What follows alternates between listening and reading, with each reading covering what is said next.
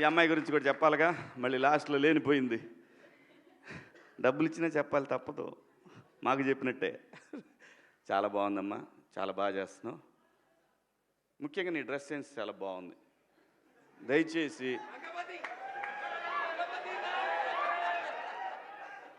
ఇంకో విషయం చెబుతున్నా, అమ్మాయిలు హీరోయిన్లు ఏ బట్టలు పెడితే వేసుకొని పోతే మనమే దరిద్రం అనిపించాల్సి వస్తమ్మా. ఏమనుకోవద్దు, హీరోయిన్లు అందరూ మీరు అనుకున్నా నాకు పోయేది లేదు, లాగి పీకుతాం మనం, అది వేరే విషయం. కానీ మీ అందం చీరలోనో, మీ అందం నిండుగా కప్పుకునే బట్టల్లోనే ఉంటుంది తప్పితే సామాను కనపడే దాంట్లో ఏముండదమ్మా.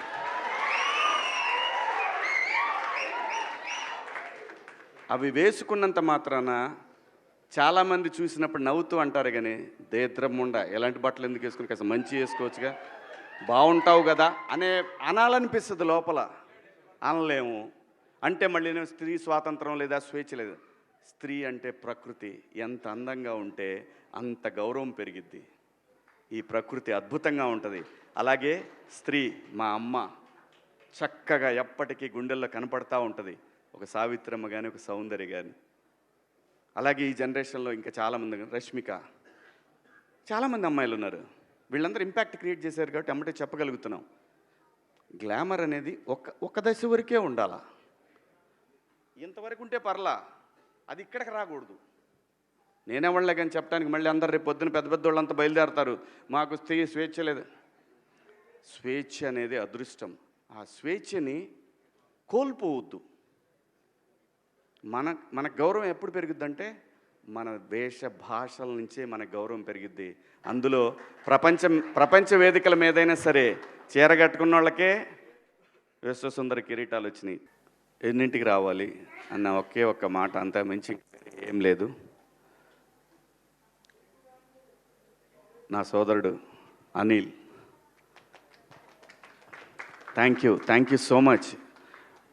ఈరోజు అనిల్ రావటం వల్ల ఈ సినిమాకి ఇంకా కొంతమందికి, ఇప్పటిదాకా ఎంతమందికి రీచ్ అయిందో ఇంకా కొంతమందికి గట్టిగా రీచ్ అవుతుంది.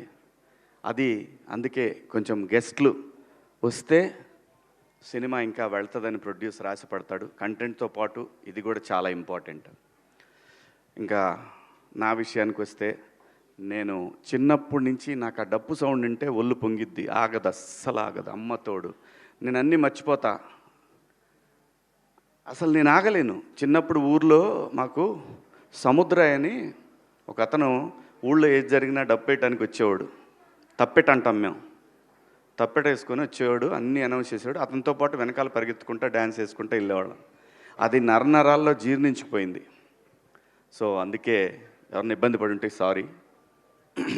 మా సినిమా కూడా దండి, ఏం పర్వాలేదు, ఈ సినిమా కోసం ఆ మాత్రం చేయొచ్చు. దండోరా ఈ సినిమా తర్వాత ఈ సినిమా ప్రొడ్యూసరు నా దృష్టిలో ఇంకా యూత్ బాయ్ నైట్ లైఫ్లన్నీ వదిలేస్తే చాలా చాలా చాలా చాలా టేస్ట్ ఉన్న, ఆ పేర్లు ఉన్నవాళ్ళే, ఆ బెనర్జీ అనే పేరున్నవాళ్ళు, వాళ్ళ వైబు, వాళ్ళ థింకింగు. నేను ఇండస్ట్రీలో తిలక్ గారు అనే ప్రొడ్యూసర్ ఉండేవారు, ఆయన పూర్తి పేరులో కూడా బెనర్జీ గారు అని ఉండేది. ఆ బెనర్జీ అంటే కమ్యూనిస్టులకు ఎక్కువ పెట్టుకునేవాళ్ళు ఈ పేర్లు. కమ్యూనిస్టుల ఫ్యామిలీస్లో ఉన్న వాళ్ళల్లో ఎక్కువ ఈ బెనర్జీ అనే పేరు పెట్టుకునేవాళ్ళు. సో చాలా చాలా చాలా అంటే అండి, సినిమా డబ్బులుంటే తీయొచ్చు, డబ్బులు ఎవరిని ఇస్తే తీయొచ్చు, కానీ కథను సెలెక్ట్ చేసుకుంటాడు చూసారా, అది అందరితో సాధ్యమయ్యే పని కాదు. 100% డబ్బులు మనం అన్ని బిజినెస్ల్లో బ్రహ్మాండంగా తోపులం బ్రహ్మాండంగా చేశామని అనుకుంటారు, కానీ భగవంతుడికి ఒక్కొక్కడికి ఒక్కో టాలెంట్ ఇస్తాడు. డబ్బులు ఇవ్వకపోవచ్చు, డబ్బులు అవే వస్తాయి. సరస్వతి ఉంటే లక్ష్మి నడుచుకుంటూ వచ్చేస్తాయి. అంటే అలానే ఆయన దగ్గర డబ్బు లేదని కాదు నా ఉద్దేశం. కథని సెలెక్ట్ చేసుకోవటం దగ్గరే ఏ ప్రొడ్యూసర్ సక్సెస్ అయినా కానీ దానికి పునాది అదే. అలాంటి ఐక్యూ ఉన్న, దండిగా ఉన్న నిర్మాత బెన్నీ గారు. డెఫినెట్గా ఈ సినిమా తర్వాత ఆయన్ని చూసే విధానం మారిపోద్ది. అలాగే దర్శకుడు, సినిమా అంటే ఎవరికి ఇష్టం ఉండదండి, ఎవరికి ప్యాషన్ ఉండదు. తన కెరీర్ని అమెరికాలో తన స్టూడెంట్ లైఫ్ని తర్వాత తన జాబ్ని ఎంజాయ్ చేసిన తర్వాత తనంటూ ఇంకా నేను బతకగలననే ధైర్యం వచ్చిన తర్వాత సినిమా కోసం తనకున్న అన్నీ వదిలేసుకొని సినిమా మీద ఉన్న ప్యాషన్ తోటి ఒక మంచి కథ రాసుకొని, మంచి కథ అంటే అండి ఈ సినిమాకి ముందు చెప్పాల్సింది, ఇది చాలా బాగా రాసిన స్క్రిప్ట్ అండి. నాకు కథ అంతా తెలిసినా సరే థియేటర్లో నేను చూశాను. మేడం మా ఆర్టిస్టులు ఎంతమంది చూశారో నాకు తెలియదు. సినిమా నేను చూశాను. ఎక్కువ చెప్తే ఓవర్ అవుతుందేమో అనే భయం కూడా ఉంది లోపల. కానీ నేను నా రీఎంట్రీ తర్వాత డబ్బులు నాకు చాలా అవసరం, నాకు కూడా చాలా అవసరం. నాకు 2 పిల్లలు. మీకు తెలుసు వాళ్ళని చదివించాలంటే ఎన్ని ఇబ్బందులు ఉంటాయో. అందులో సినిమా యాక్టర్ కొడుకనగానే వాడికన్నా నేను ఎక్కువ ఆలోచిస్తే ఈయనేమని అనుకుంటారేమనే అదొకటి. బట్ లక్కీలీ అలా ఆలోచించే పిల్లలు కాకపోయినా కానీ చదువులకి చాలా అవుతుందండి ఈ రోజుల్లో. అలాంటి పిల్లలు అనేసరికి మారిపోయింది నా ఆలోచన. అలాంటి సిచ్యువేషన్ ప్రతి తల్లిదండ్రికి ఉంటుంది. అలాగని చెప్పి ఆ తల్లిదండ్రులు వాళ్ళ పిల్లల్ని అంత ఈజీగా వదిలేరు. సినిమా దేని గురించి మాట్లాడుతుంది అనే దాన్ని నాకు అతను స్క్రిప్ట్ చెప్పినప్పుడు ఒక క్యారెక్టర్ కనెక్ట్ అయ్యానండి. నేను ఒక క్యారెక్టర్ కనెక్ట్ అయ్యాను. నా పాత్ర చాలా బాగుంది, సినిమా నా చుట్టూనే తిరుగుతుంది. కానీ అప్పటికి కూడా టెంప్ట్ అవ్వాల నేను. ఎందుకంటే నేను ఇండస్ట్రీకి వచ్చి రీఎంట్రీ మళ్ళీ వచ్చిన తర్వాత ఆ డబ్బులు అనే పదాన్ని పక్కన పెట్టి 13 సంవత్సరాలు నేను సర్వైవ్ అయ్యాను.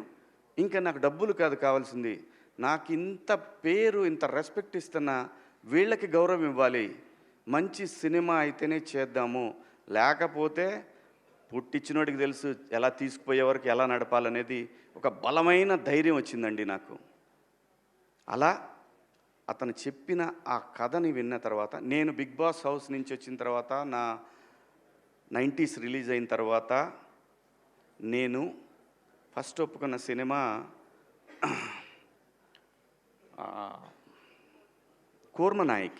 కూర్మనాయక. అది చాలా గ్రాఫిక్స్తో ఉన్న సినిమా. ఒక నెగిటివ్ క్యారెక్టర్ నాది. నాకు బాగా నచ్చిన కథ అది. దాని తరువాత కోర్టు కాదండి నేను ఒప్పుకుంది, ఈ సినిమా.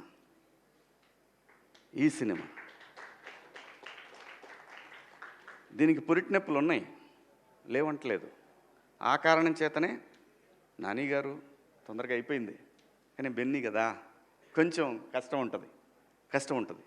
ఉండాలి, ఉంటేనే రెస్పాన్సిబిలిటీ ఉంటుంది, లేకపోతే కష్టం. అలా ఈ సినిమా 90s చేసిన నవీన్ మేడారం అని ఆయన నిర్మాత, దానికి సిరీస్కి ఆయన ద్వారా వచ్చారు ఈయన నా దగ్గరికి. ఈయన వచ్చినప్పుడు ఫస్ట్ నాకు పిచ్ డెక్ పంపించమని చెప్పాను నవీన్ మేడం, అది పంపించారు. ఆ తర్వాత ఆయన కథ చెప్పారు, నాకు కథ చెప్పారు. అదంతా వింటున్నాను కానీ నేను ఎక్కడ టెంప్ట్ అవ్వలేదు. ఓకే బాగుంది, బాగా రాసుకున్నాడు. ఎప్పుడైతే ఒక పాత్రను ఇంట్రడ్యూస్ చేశాడండి, అక్కడి నుంచి సినిమా లెవెల్ కూడా ఎవరెస్ట్ శిఖరంలాగా వెళ్ళిపోద్ది అనమాట.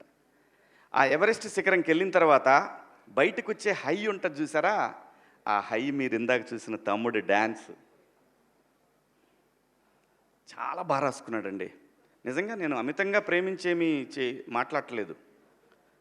సినిమా తీసేవరకే ప్రేమిస్తాను నేను. సినిమా తీసిన తర్వాత అది ఎడిటింగ్ రూమ్లోనైనా థియేటర్లో నిర్దాక్షిణ్యంగా దాన్ని నేను హేట్ చేసినంత ఎవరు హేట్ చేయరు. అబ్బా అంట. మా వాడు ట్రైలర్ చేసిన అబ్బాయి అక్కడక్కడ లూజ్ ఫ్రేమ్స్ ఉన్నాయో అన్న పెద్ద కొంచెం టైట్ పెట్టొద్దు, తెలీదు మరి ఎవరో ఏమంటారో, బయటికి వెళ్తుంది ఫస్ట్ మన బిడ్డ బయటికి వెళ్తూ ఉంది ఫస్ట్ టైం అని చెప్పి ఆ భయం ఉంటుంది. ఆ భయంతో చాలా చెప్తాం. నేను మళ్ళీ సినిమాలు చేయటం మొదలుపెట్టిన తర్వాత నాకు అందరు కొత్త డైరెక్టర్లే వచ్చారు. అన్ని కంటెంట్ ఓరియంటెడ్ ఫిల్మ్సే. ఏ ఫిలిం కూడా డబ్బుల కోసం, డబ్బులు తీసుకుంటున్నాను, డబ్బులు తీసుకోవట్లేదు, మళ్ళీ అలాంటి మాటలు మాట్లాడకూడదు. డబ్బులు కావాలి కదండి అని అలా బతిలాడుకొని తీసుకుంటున్నాను, అది వేరే విషయం. కానీ ఆ కంటెంట్ విషయంలో మాత్రం నో కాంప్రమైజ్, నో. ఈ సినిమా ప్రతి ఒక్కళ్ళని చాలా సినిమా రిలీజ్ అయిన తర్వాత రేపు లేదంటే ప్రీమియర్స్ పడ్డ తర్వాత జర్నలిస్ట్ సోదరులు ఉన్నారనే పెద్ద ధైర్యం అయితే నాకు ఒకటి ఉంది. ఎందుకంటే మీరు రీసెంట్ డేస్లో వాళ్ళు మీరు చూశారు, ఒక ప్రీ వెడ్డింగ్ షో కానీ ఆ తర్వాత వచ్చిన 2-3 సినిమాలు కానీ వాళ్ళు బ్రహ్మరథం పట్టిన విధానం అది ఇండస్ట్రీకి శ్రీరామ రక్ష, నిర్మాతలకి శ్రీరామ రక్ష. అలాంటి ఒక ధైర్యం నాకుంది. ఈ కథని వాళ్ళు ఎలా చూస్తారనే దాంట్లో నేను సినిమా చూసా. సినిమా అద్భుతంగా వచ్చింది. ఇది మార్నింగ్ షో వరకే ఈ వారం చిన్న సినిమాలు ఏం రిలీజ్ అవుతున్నాయి అని మాట్లాడుకునే వాళ్ళకి మాత్రం ఈ వారం చిన్న సినిమాల్లో ఇది ఒక చిన్న సినిమా. కానీ 25th సాయంత్రానికి ఇది చాలా పెద్ద సినిమా.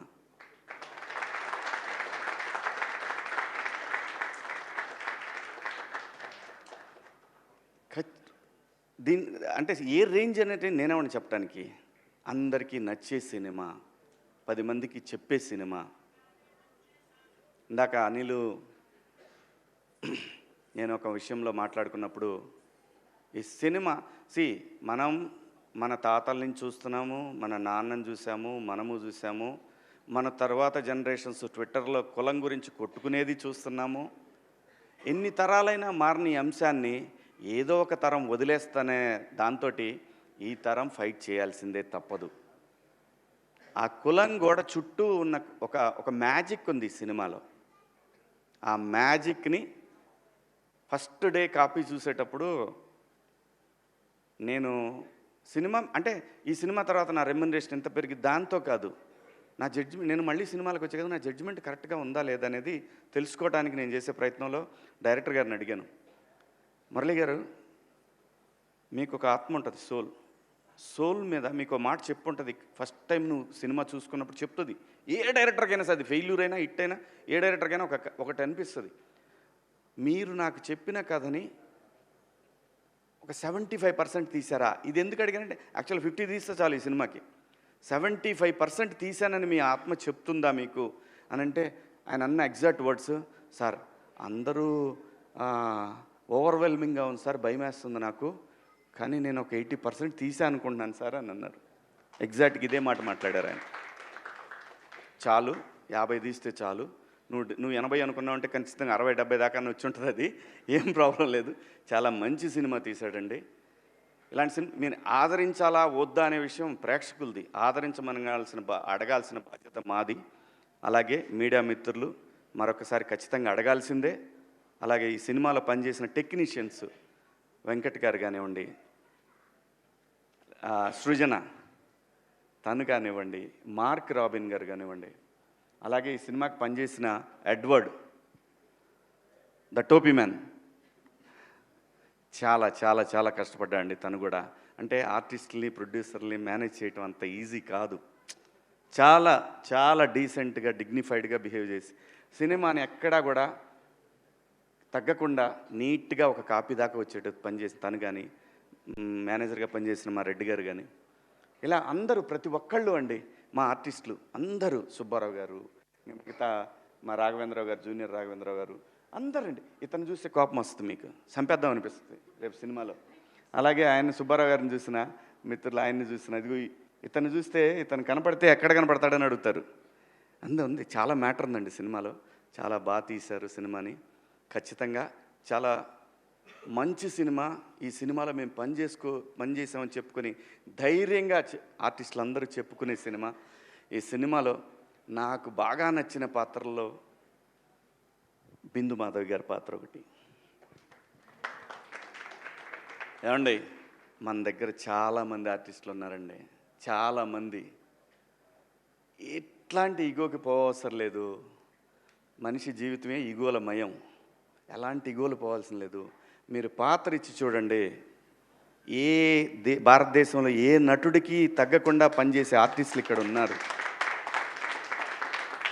బయట భాషల్లో వాళ్ళు బాగా చేయరని కాదు, వాళ్ళు మంచి ఆర్టిస్టులు కాబట్టే మన వాళ్ళు పెట్టుకుంటున్నారు. నేను ఎవరిని కూడా, ఇక్కడ భాషా భేదాలు లేవు, కానీ ఇక్కడ బోల్డ్ టాలెంట్ ఉందండి. చాలా కుప్పలు తెప్పలు టాలెంట్ ఉంది. నందు కానివ్వండి, మా తమ్ముడు చింపి చాట చేశాడు సినిమాని.